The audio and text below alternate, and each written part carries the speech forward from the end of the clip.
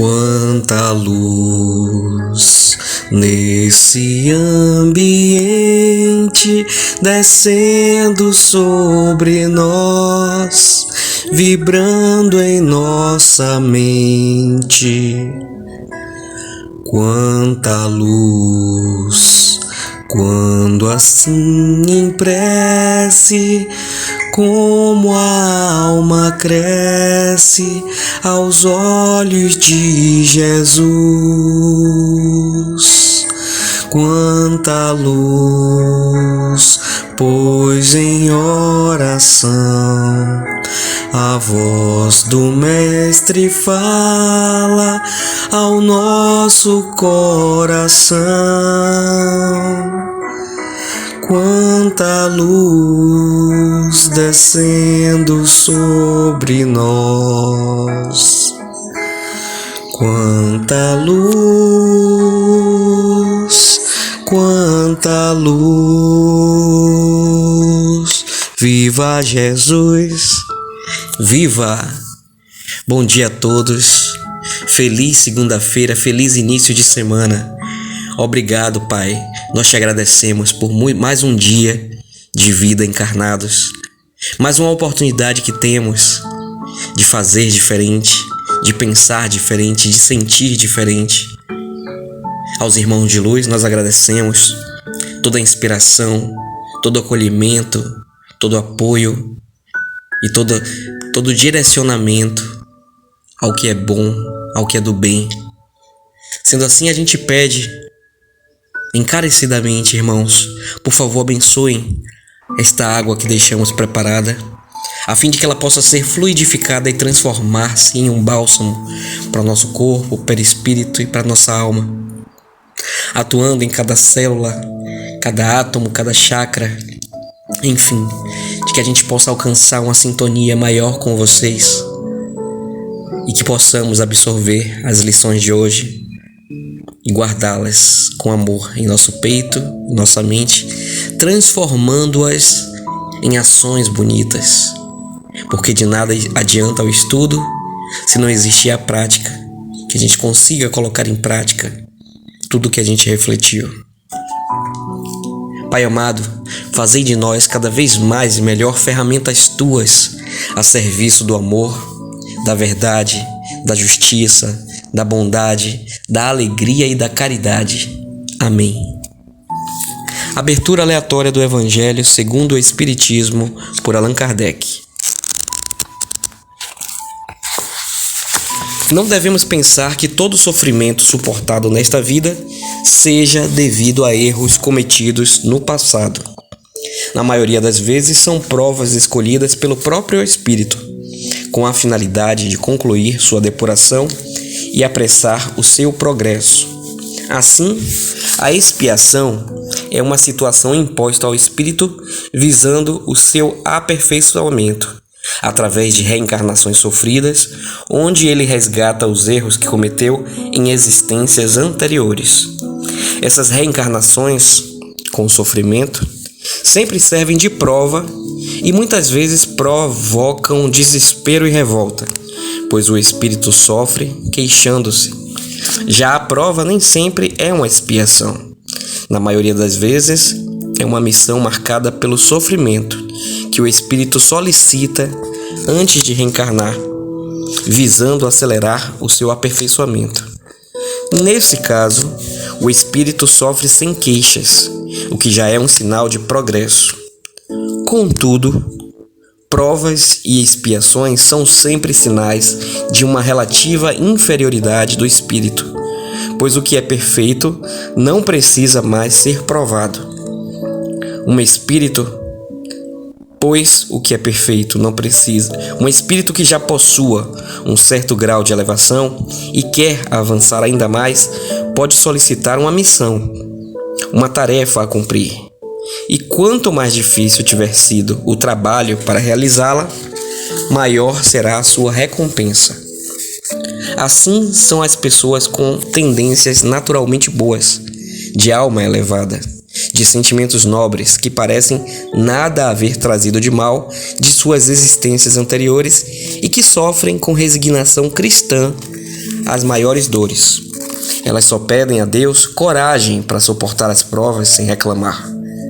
Ao contrário, podemos considerar como expiação as aflições que provocam queixas e fazem o homem se revoltar contra Deus. O sofrimento sem lamentações é uma forma que o Espírito encontra para saldar os erros cometidos no passado. É um sinal de que este sofrimento não lhe foi imposto, e sim solicitado por ele mesmo, o que sempre constitui uma evidência de firme decisão e indício de progresso. O espírito só pode alcançar a felicidade completa quando se tornar puro, pois qualquer impureza impede a sua entrada nos mundos felizes. É como o passageiro de um navio atingido pela peste e que não pode entrar em uma cidade até que esteja totalmente descontaminado. Através das diversas reencarnações, o espírito se livra, pouco a pouco, de suas imperfeições. As provas da vida, quando bem suportadas, fazem com que o espírito evolua, pois elas purificam e apagam as faltas. São como os remédios que limpam as feridas e curam os doentes, porque quanto maior for o mal, mais eficiente deve ser o remédio. Aquele que sofre deve saber que cometeu muitos erros em existências anteriores. Por isso, deve ser grato a esse sofrimento, pois através dele vai antecipar a sua cura.